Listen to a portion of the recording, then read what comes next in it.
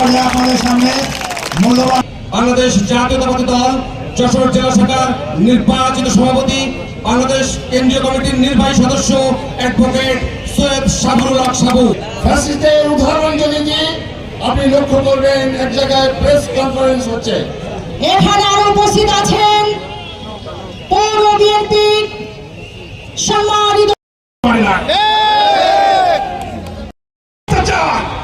ফেব্রুয়ারির প্রথম সপ্তাহের বিরুদ্ধে যেভাবে আন্দোলন করছি আগামী